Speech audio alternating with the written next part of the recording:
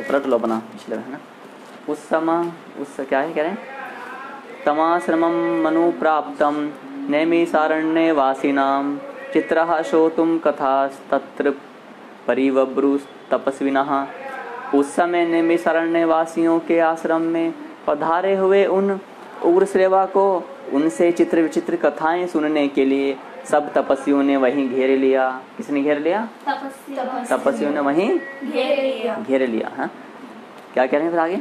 अभिवाद मुनिस्तांस्तु सर्वाने विकृतांजलिः अपृच्छत् सा तपोवृद्धिं सद्भिश्चैवाभिपूजितः। उग्रश्रेवा जी ने पहले हाथ जोड़कर उन सभी मुनियों को अभिवादन किया और आप लोगों की तपस्या सुखपूर्वक बढ़ रही है ना, इस प्रकार कुशल प्रश्न किया। उन सत्पुरुषों ने भी उग्रश्रेवा जी का भली भांति स्वागत सत्कार किया। अब यहाँ पर एक चीज देखनी है कि उग्रश्रेवा जी ने पहले हाथ जोड़कर उन सभी मुनियों को अभिवादन किया। अब उग्रश्रेवा जी एक बहुत ही ऊंचे पद पर है ना, उन्होंने क्या किया, जो तपस्वी जन हैं उनको हाथ जोड़कर क्या किया, अभिवादन किया। और हमारे अंदर क्या अहंकार आता है, हम तो ज्ञानी हैं, हम तो महात्मा हैं, हम तो भक्त हैं, हम तो बड़े हैं, हमारी आयु अधिक है, हम नमन नहीं करेंगे। जबकि यहाँ पर क्या है कि उग्रश्रेवा जी ने पहले अभिवाद मुनिस्तांस्तु सर्वाने कृतांजलि, सबसे पहले उन्होंने उग्रश्रेवा जी ने पहले हाथ जोड़कर उन सभी मुनियों को अभिवादन किया। किसी एक को नहीं किया, किनको किया? सबको किया। एक तो होता कि भाई दो चारों कर लिया, कुछ छोड़ दिया, ऐसा नहीं, क्या कि सभी को ही अभिवादन किया। तो महाभारत के इस श्लोक में हमें क्या शिक्षा मिलती है कि हम भी जो भी आपके संपर्क में आते हैं उन्हें पहले ही अभिवादन करो। और अभिवादन में उन्होंने क्या पूछा है? अच्छा, ना तो राम राम जी किया, ना जय श्री कृष्ण किया, ना जय माता दी किया, ना हरे कृष्ण किया, ना जय भोले किया, न जय बाबा बर्फानी, ना हर हर महादेव, ना जय बजरंग बली, ऐसा तो कुछ नहीं किया। तो इस ना राधे राधे, है ना, शाम मिला दे, ऐसा कुछ नहीं किया। और तो इसका कारण क्या है? क्या कारण बताओ? इसका कारण ये है कि यदि हम भोले के क्षेत्र में जाएंगे तो जय भोले की कहनी पड़ेगी, तो वहाँ अगर राम का भक्त बोलेगा तो वो कहेगा कि जय राम जी की, तो वहाँ लड़ाई हो जाएगी, अब झगड़ा हो जाएगा, युद्ध हो जाएगा। इसलिए यहाँ पर क्या कहा गया कि तपोवृद्धिम अपृच्छत् सा तपोवृद्धिम, कितना महान हानि तपोवृद्धिम। यदि हम पूछेंगे तो ये इसमें समस्या क्या हो जाएगी जानते हो कि तपोवृद्धिम की आपकी तपस्या बढ़ रही है या नहीं बढ़ रही है, आपकी तपस्या बढ़ रही है या नहीं बढ़ रही है। इसलिए आज जो हमारे समाज में हम कहते राम राम जी, जय श्री कृष्ण, जय भोले की, जय माता दी, राधे राधे, और इस तरह की प्रक्रियाएं चलते हैं ना, तो वो प्रक्रियाएं क्या है, वो हानिकारक है। क्यों? तो हमें ध्यान देना है कि हमें क्या कहना है, नमस्ते प्रणाम, नमस्ते प्रणाम, ये सब प्रक्रियाएं करनी है, ठीक है।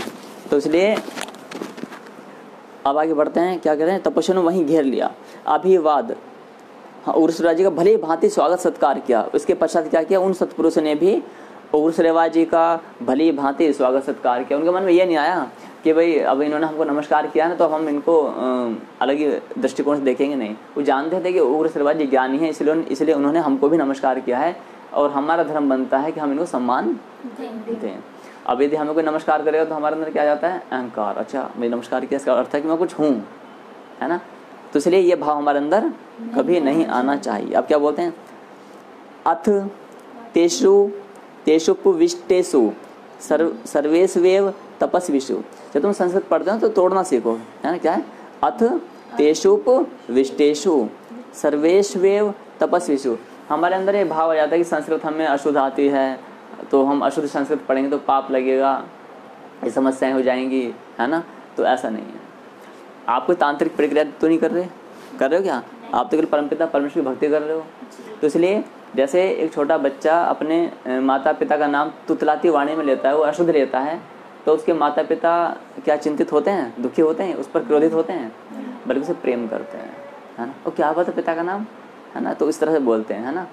तो इसी प्रकार से यहाँ पर क्या करना है, तुम यदि अशुद्ध संस्कृत भी पढ़ते हो तो कोई दोष नहीं लगता। लेकिन जो अज्ञानी जन समुदाय हो क्या बोलेगा, संस्कृत अशुद्ध नहीं पढ़ते। अब उनसे ये पूछो कि क्या कोई माँ के पेट से ही, माँ के गर्भ से शुद्ध संस्कृत पढ़नी सीख जाएगा? जब तुम सीखोगे तो अशुद्ध ही पढ़ोगे, है ना। इसलिए भगवान अपने अशुद्ध भक्तों को भी प्रेम करता है, इसमें कोई शंका नहीं है। आगे पढ़ते हैं, क्या बताते हैं। अथ तेषु विष्टेषु सर्वेष्वेव तपस्विषु निर्दिष्ट मासनम भेजे विन्यालोम हर्षिणी। इसके अनंतर जब वे सभी तपस्वी अपने अपने आसन पर विराजमान हो गए, तब लोमहर्षण पुत्र उग्रश्रवा जी ने, अब यहाँ पर बताया जा रहा है कि उग्रश्रवा जी के पिताजी का क्या नाम है, लोमहर्षण। लोमहर्षण यानी अर्थात क्या होगा कि लोमहर्षण पुत्र उग्रश्रवा जी, लोमहर्षण के पुत्र कौन है, उग्रश्रवा जी हैं, ने भी उनके बताए हुए आसन को विनय पूर्वक ग्रहण किया। सुखासीनम ततस्तम तु विश्रांतमुपलक्ष्य च अथा प्रच्छ दृश्य शस्त्र कचित प्रस्ताव्यन्य कथा। तत्पश्चात यह देखकर कि उग्रश्रवा जी थकावट से रहित होकर आराम से बैठे हुए हैं, किसी महर्षि ने बातचीत का प्रसंग उपस्थित करते हुए यह प्रश्न पूछा, कुतु आगम्यते सोते क्व चायम। अब चायम शब्द आ रहा है, क्या आ रहा है, चायम, है ना। तो बोलेंगे कि चाय तो हमारे संस्कृत में है, तो फिर हम तो चाय पियेंगे, है ना। तो ऐसा तो नहीं है, क्योंकि संस्कृत का अर्थ है यहाँ पे फिर संपूर्ण रूप से संस्कृत ही बोली जाए, है ना। तो इसलिए आज हम सबको क्या संस्कृत की प्रयास ये करना है कि आप अपने जीवन से जो भी जैसे हेलो हाउ आर यू बोलते हैं, तो उसके स्थान पे क्या बोलना है, नमस्ते, कुशल मंगल हो, है ना। तो जैसे आपने गुड मॉर्निंग गुड आफ्टरनून बोलना चालू कर दिया, उसमें आपको हर 2 घंटे बाद समय देखना पड़ता है कि क्या समय हो रहा है।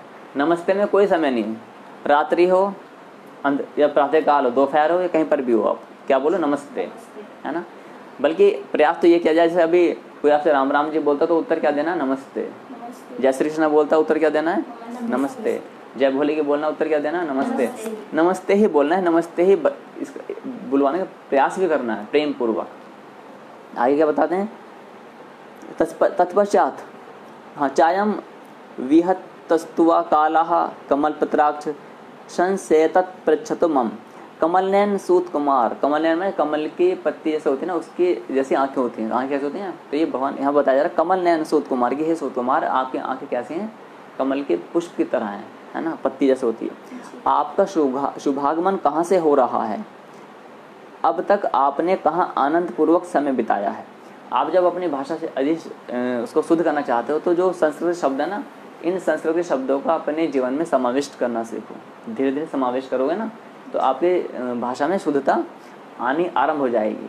लेकिन हम अभी अपनी भाषा में क्या जोड़ते हैं, किन शब्दों को जोड़ते हैं, अनार्य भाषाओं को जोड़ते हैं ना, हर दिन एक अनार्य भाषा, और विद्यालयों में तो रटवाया जाता है कि अनार्य भाषा बोले, और हम अपने आप को बड़ा गौरवान्वित आभास करते हैं कि हमें अनार्य भाषा आ गई है। लेकिन अब ऐसा नहीं करना, क्या करना है, संस्कृत भाषा का हमें क्या करना है, वास्तव में महाभारत जैसा आज हम पढ़ रहे हैं यहाँ पर, तो धीरे धीरे सीखना इसमें से कि कौन कौन से शब्द हम अपने जीवन में बोल सकते हैं।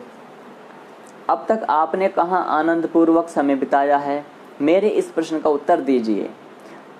अब कितना अच्छा, देखो यहाँ पर भी मेरे इस प्रश्न का उत्तर दीजिए, यहाँ पर भी एक आदेश दिया जा रहा है ना उग्रश्रवा जी को, लेकिन बड़ी विनम्र भाषा में।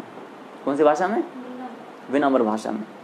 एवं पृष्ठो अब्रवीत, मेरे साथ बोलेंगे, एवं पृष्ठो अब्रवीत सम्यक यथा वल्लोम हर्षणि वाक्यम वचन संपन्नस्तेषाम। हाँ, अब से कैसे तोड़ेंगे, वचन संपन्नस्तेषाम, हाँ च चरिताश्रयम् तस्मिन् सदसि विसितीर्णे मुनीनां भवितात्मनां, हाँ क्या है, भावितात्मनां, कैसे तोड़ेंगे, तो कहाँ मनाम, कैसे तोड़ेंगे, भावी, हाँ तात्मनाम, तोड़ दिया, है ना। उग्रश्रवा जी एक कुशल वक्ता थे, कैसे थे उग्रश्रवा जी, एक कुशल वक्ता थे। इस प्रकार प्रश्न, हाँ वक्ता मान जो सुनाते हैं, बोलते हैं ना, वक्ता। तो इस प्रकार प्रश्न किए जाने पर वे शुद्ध अंतःकरण वाले मुनियों की उस विशाल सभा में ऋषियों तथा राजाओं से संबंध रखने वाली उत्तम एवं यथार्थ कथा कहने लगे। सोतिरुवाच जन्मेजयस्य राजर्षेः सर्पसत्रे महात्मनः समीपे पार्थिवेन्द्रस्य सम्यक् पारीक्षतस्य च कृष्ण द्वैपायन प्रोक्तः सुपुण्य विविधा कथः कथिताश्चापि विधिवद या वैशंपायनेन वे श्रुत्वाहं ता विचित्रार्था महाभारत संस्कृतः। उग्र श्रेवाजी ने कहा, महर्षियों, चक्रवर्ती सम्राट महात्मा राजऋषि परीक्षित नंदन जन्मेजय के सर्प यज्ञ में उन्हीं के पास वैशंपायन ने श्री कृष्ण द्वैपायन व्यास के द्वारा निर्मित परम पुण्यमय चित्र विचित्र अर्थ से युक्त महाभारत की जो विविध कथाएं विधि पूर्वक कही हैं, उन्हें सुनकर मैं आ रहा हूँ। बहुनी संपरिक्रम में तीर्थान्यायतनानि च सम्मंत पंचकम नाम पुण्यम द्विजनी सेवितम गतवानस्मि तम देशम युद्धम यत्रा भवत पुरा कुरुणानाम पांडवानाम च सर्वेषाम च महिष्ठिताम। मैं बहुत से तीर्थों एवं धामों की यात्रा करता हुआ ब्राह्मणों के द्वारा सेवित उस परम पुण्य में समंत पंचक क्षेत्र कुरुक्षेत्र देश में गया। तो समंत पंचक एक कुरुक्षेत्र स्थान का नाम है यह, जहाँ पहले कौरव पांडव एवं अन्य सब राजाओं का युद्ध हुआ। इसका अर्थ क्या है, वहां पर कौरव और पांडवों का युद्ध हो चुका था पहले कभी। क्या करें, दी दृक्षु राग तस्मात् समीपम भवता मिहि आयुष्मन्तः सर्व एव ब्रह्मभूता ही मे मतः अस्मिन् यज्ञे महाभागः सूर्य पावक वर्चसः। वहीं से आप लोगों के दर्शन की इच्छा लेकर मैं यहाँ आपके पास आया हूँ। मेरी यह मान्यता है कि आप सभी दीर्घायु हों एवं ब्रह्मस्वरूप हैं। ब्राह्मणों, इस यज्ञ में सम्मिलित आप सभी महात्मा बड़े भाग्यशाली तथा सूर्य और अग्नि के समान तेजस्वी हैं। आप यहाँ पर देखो कि व्यवहार की कला कैसी है। यहाँ पर क्या है, वो जो विद्यार्थीगण बैठे हुए हैं वहाँ पर वो सब क्या, उन्होंने उग्रश्रवा जब आए तो पहले नमन किसने किया, उग्रश्रवा ने किया, उनको तपस्वियों को नमन किया ना। तो उन्होंने देखा कि इन उग्रश्रवा ने हमें नमन किया है। जैसे कोई अध्यापक, बड़ा वरिष्ठ अध्यापक आए और तुमको नमस्कार करे पहले, तुम्हें कैसा लगेगा? अच्छा लगेगा। कैसा लगेगा? है ना, अच्छा लगेगा ना।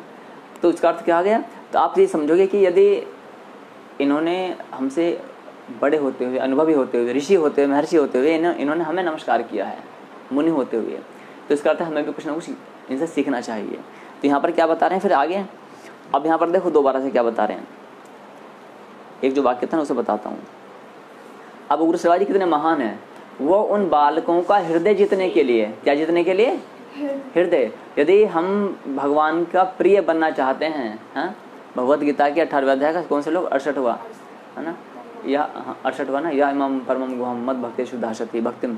यदि हम भगवान के इस वाणी को संसार में बताना चाहते हैं, भगवान के भक्तों को, और हम चाहते हैं कि हम भगवान के प्रिय बन जाएं, मोक्ष तो पाना एक सामान्य प्रक्रिया, उससे कुछ क्या है, भगवान के प्रिय बन जाना। तो यहाँ पर इनसे सीखना पड़ेगा। देखो अब उग्रश्रवा जी क्या कह रहे हैं, वहीं से आप लोगों के दर्शन की इच्छा लेकर मैं यहाँ आपके पास आया हूँ। यदि आपके पास थोड़ा सा ज्ञान आ जाए, क्या आ गया? ज्ञान आ गया, और आप कहीं जाओ तो आप ये कहो, अधिकांश हम क्या बोलेंगे, अरे मुझे तो बहुत बड़ा ज्ञान है भाई। देखा ना, जो खोखले होते हैं ना वो क्या बोलते हैं, मुंह में गुटखा बीड़ी भर के क्या इस तरह का व्यवहार करते हैं, या फिर वो उनका अपना तमोगुणी जीवन जी रहे हैं, लेकिन वो बातें बड़ी डिंग हाँकेंगे। तो इसका अर्थ क्या है, लेकिन जब आपके मन में भक्ति बढ़ेगी, आपका मन भगवान में लगेगा, तो आपके अंदर क्या आएगी, विनम्रता। और उग्रश्रवा जी भी अभी भी शांत नहीं, क्या कह रहे हैं, वहीं से आप लोगों के दर्शन की इच्छा लेकर मैं यहाँ आपके पास आया हूँ। इसका अर्थ जानते क्या है, यदि आप कहीं जाते हो तो आपको भी यही बोलना चाहिए कि मैं आपके दर्शन की इच्छा लेकर के यहाँ पर आया हूँ। आपने देखो हम क्या बोलते हैं ना कि प्रभु जी आपके दर्शन हो, इससे अच्छी बात क्या है ना, बोला जाता नहीं वाक्य। ऐसा नहीं कि मैं तो बड़ा ज्ञानी हूँ, मैं तो बड़ा प्रचंड हूँ, मैं तो ये हूँ, तपस्वी हूँ, ऐसा नहीं, तो अहंकार हो गया ना। तो क्या कह रहे हैं, वहीं से आप लोगों के दर्शन की इच्छा लेकर मैं यहाँ आया हूँ। अब कह रहे हैं उग्रश्रवा जी कह रहे हैं उन तपस्वियों को, किन तपस्वियों को, जिन तपस्वियों ने उग्रश्रवा जी को घेर लिया था, है ना, चित्र विचित्र कथाएं सुनने के लिए। क्या कह रहे हैं, मेरी यह मान्यता है कि आप सभी दीर्घायु यानी लंबी आयु वाले हैं और ब्रह्म स्वरूप हैं। ओहो हो, ब्रह्मा क्या होता है, परमपिता है ना। यहाँ पे ब्रह्म का अर्थ परमेश्वर यानी भगवान के समान है। ब्राह्मणों, हाँ, इस यज्ञ में सम्मिलित आप सभी महात्मा बड़े भाग्यशाली हैं। इसका अर्थ होता है यदि आप भगवान की भक्ति करना चाहते हो तो सबका सम्मान करो, क्या करना है? सम्मान। किंतु हम क्या करते हैं, थोड़ा सा ज्ञान आते ही, थोड़ी सी बल बुद्धि क्षमता आते क्या करते हैं, हम पर उसका अपमान करना चालू कर देते हैं। अरे तू कौन है भाई, है ना, तू कैसा है, तू मेरे सामने टिक जाएगा क्या, टिक सकता है मेरे सामने, चल बैठ, होता नहीं है। तो ये अहंकार है। जबकि यदि तुम इस ज्ञान को बांटना चाहते हो तो तुम प्रेम से बांट सकते हो। कैसे बांट सकते हो? और प्रेम के लिए क्या करना पड़ेगा, तुम्हें सामने वाला केवल सम्मान करना और कुछ नहीं। क्या करना है? जैसे कि ये कह रहे हैं कि मेरी ये मान्यता है कि तुम दीर्घायु हो और ब्रह्म स्वरूप हो। ब्राह्मणों, इस यज्ञ में सम्मिलित आप सभी महात्मा बड़े भाग्यशाली हैं। और अंत में क्या बोल दिया, सूर्य और अग्नि के समान तेजस्वी हैं। जैसे मैं बोलूँ कि साधु जी आप सूर्य और अग्नि के समान तेजस्वी हो, आप बहुत भाग्यशाली हो और आप तो ब्रह्म स्वरूप हो, कैसा लगेगा? आनंद आएगा। तो आपका मन करेगा सुनने के लिए, है ना, सुनने के लिए करेगा कि नहीं। और मैं आया तो क्या आज तो पढ़ी महाभारत, हाँ पढ़ी है, चल बताओ ये क्या लिख रहा है, पता है कुछ इस विषय में? पता कुछ है नहीं, बताओ। और आगे बढ़ने सोच रहे हो तो कम से कम पढ़ा करो ना, महाभारत आपके घर में रखी है तो क्यों नहीं पढ़ते हो? तो इसलिए वो क्या हो गया, अहम भाव हो गया। असल तो ऐसे होता है ना, कोई ज्ञानी जन आते हैं वो प्रवचन देने अलग कर देते हैं चालू, है ना, तो अपना प्रभुत्व दिखाने के लिए। किंतु उग्र श्रेवाजी ने बड़ी विनम्र भाषा में यहाँ पर क्या कह रहे हैं कि आप सूर्य और अग्नि के समान तेजस्वी हो। इस प्रकार ये श्लोक है, मैंने व्यवहारिक नीति में भूतपूर्व आचार्यगणों को सिखाया है, समझ रहे हो? हाँ। ये श्लोक मैंने बताया। देखो कि उग्र श्रेवाजी कितने महान है कि वो अपने से जो छोटे हैं उनको क्या बोल रहे हैं कि तुम ब्रह्म स्वरूप है हो और तुम सूर्य और चंद्रमा के समान हो, अग्नि के समान हो। सुना था ना ये? तो ये श्लोक मैंने पढ़वाया था। ये इसका इसलिए एक श्लोक को समझते जाना है। तो इसलिए तो व्यवहार कैसा करना है, मधुर व्यवहार में क्या करना है, सबका सम्मान करना है। किसका सम्मान करना है? सबका सम्मान, है ना। सम्मान अनार्य का भी करना है, ये भी, हाँ ये भी ध्यान रखना, अनार्य का भी उसका उद्धार के लिए सोचना है, बाकी अपमान किसी का नहीं करना। हाँ सम्मान अपमान नहीं करना किसी का भी। कृताभिषेकः शुच्यः कृतजप्याहुताग्न्यः भवन्त आसने स्वस्थः ब्रवीमि किमहं द्विजः पुराण संहिता पुण्या कथा धर्मार्थ संश्रितः इति वृत्तम नरेंद्राणाम ऋषिणाम च महात्मनाम। इस समय आप सभी स्नान संध्या वंदन, यानी कि वहां पर ही क्या होता है, संध्या वंदन, जप और जप, यानी जो गुरु मंत्र का जाप उसका आप जप करना चाहिए, संकेत मिलता है। जप और अग्निहोत्र आदि करके शुद्ध हो, अपने अपने आसन पर स्वस्थ चित्त से विराजमान हैं। आज्ञा कीजिए मैं आप लोगों को क्या सुनाऊं, क्या मैं आप लोगों को धर्म और अर्थ के गूढ़ रहस्य से युक्त अंतःकरण को शुद्ध करने वाली भिन्न भिन्न पुराणों की कथा सुनाऊं, अथवा उदार चरित महानुभाव ऋषियों एवं सम्राटों के पवित्र इतिहास। ऋषिः उवाच ऊचुः द्वैपायनेन यत् प्रोक्तम पुराणम परामर्शिणा सुरेर्ब्रह्मर्षिश्चैव श्रुत्वा यद् भी पूजितम् तस्याख्यान वरिष्ठस्य विचित्र पदपरुणः सूक्ष्मार्थ न्याययुक्तस्य वेदार्थैर्भूषितस्य च भारतस्य इतिहासस्य पुण्यां ग्रंथार्थ संयुतां संस्कारोपगतां ब्राह्मीं नाना शास्त्रोपबर्हितं। नाना तुम्हारा नाना बड़े याद आ रहे हैं, नाना जी नाना शास्त्रोपबर्हितां जन्मेजयस्य याम राज्ञो। अब जैसे ज्ञान है राज्ञो, इसे कई बार इसे ज पढ़ा जाता है ना। अब कुछ संस्थाएं से क्या बोलते हैं, राज्यो, क्या बोलते हैं, राज्यो, यज ऐसे बोला, यज विज्ञान ऐसा बोला जाता है। नहीं सामान्य में क्या बोले, विज्ञान। संस्कृत और हिंदी में अंतर है। वैशंपायन उक्तवान यथावत सा ऋषि तुष्ट्या सत्रे द्वैपायना गया वे देश चतुर्भिः संयुक्ता व्यासत् अद्भुत कर्मणः संहितां श्रोतुमिच्छामः पुण्यां पाप भयाप हम। ऋषियों ने कहा, उग्र श्रेवाजी परम ऋषि श्री कृष्ण द्वैपायन ने जिस प्राचीन इतिहास रूप पुराण का वर्णन किया है और देवताओं तथा ऋषियों ने अपने अपने लोक में श्रवण करके जिसकी भूरी भूरी प्रशंसा की है, जो आख्यानों में सर्वश्रेष्ठ है, जिसका एक एक पद, कौन सा, एक पद, हाँ, वाक्य एवं पर्व विचित्र शब्द विन्यास और रमणीय अर्थ से परिपूर्ण है, जिसमें आत्मा परमात्मा के सूक्ष्म स्वरूप का निर्णय एवं उनके अनुभव के लिए अनुकूल युक्तियां भरी हुई हैं, और जो संपूर्ण वेदों के तात्पर्य अनुकूल है, अर्थात जिसमें सारे वेदों का तात्पर्य माने उसका अर्थ लिखा हुआ है ना, अनुकूल है, अर्थ से अलंकृत है, सजा, अलंकृत मानो सजा हुआ है।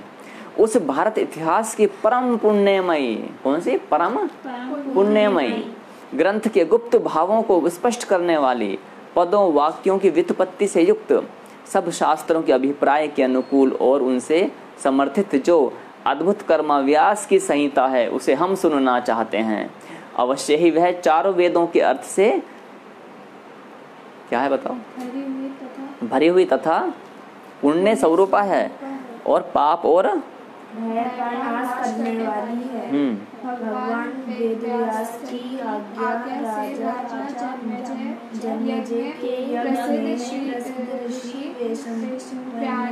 वैशंपायन ने आनंद में भरकर भली भांति इसका निरूपण किया है ना।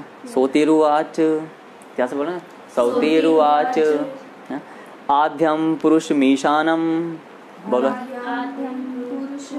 मीशानाम पुरुहुतम पुरुष्टुतम रत्मेकाक्षरम ब्रह्म व्यक्त्याव्यक्तम सनातनम असच्च सदश्चैव यद विश्वम सदसत्परम परावराणाम सृष्टाराम पुराणम परम व्ययम मंगलम मंगलम विष्णुम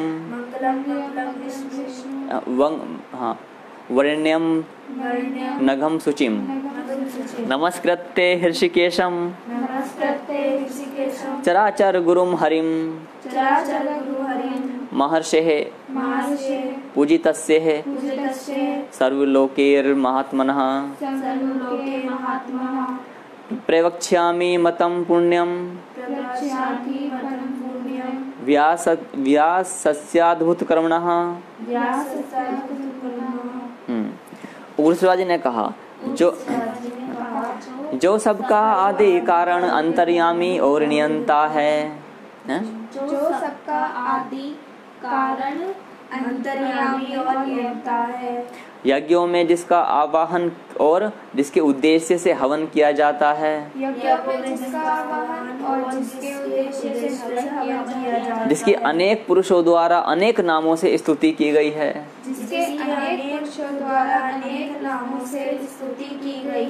जो रित का अर्थ दिया सत्य स्वरूप, एकाक्षर ब्रह्म, अब इसका अर्थ क्या लिखा है, प्रणव एवं एकमात्र अविनाशी और सर्वव्यापी परमात्मा। व्यक्ताव्यक्त, इसमें दो शब्द हैं, व्यक्ताव्यक्त अर्थात साकार निराकार, स्वरूप एवं सनातन है, असत्य सत्य एवं उभय रूप से, जो स्वयं विराजमान है, फिर भी उसका वास्तविक स्वरूप सत्य असत्य दोनों से विलक्षण है। यह विश्व जिससे अभिन्न है, जो संपूर्ण परावर स्थूल सूक्ष्म जगत का सृष्टा पुराण पुरुष सर्वोत्कृष्ट परमेश्वर एवं वृद्धि क्षय आदि विकारों से रहित है, जिसे पाप कभी छू नहीं सकता, जो सहज शुद्ध है, वह ब्रह्म ही मंगलकारी एवं मंगल में विष्णु है। उन्हीं चराचर गुरु मन इंद्रियों के प्रेरक श्री हरि को नमस्कार करके सर्वलोक पूजित सर्वलोक पूजित अद्भुत कर्म महात्मा महर्षि व्यास के इस अंतःकरण शोधक मत का मैं वर्णन करूंगा। हरिओम। तो जो मैंने बताया उसके लिए क्या आज हमने कुछ पढ़े हैं श्लोक है ना, तो इसको उसमें तो इसलिए जो मैंने बताया है अनार्य भाषा में लिख रहा होगा नीचे पे है ना। तो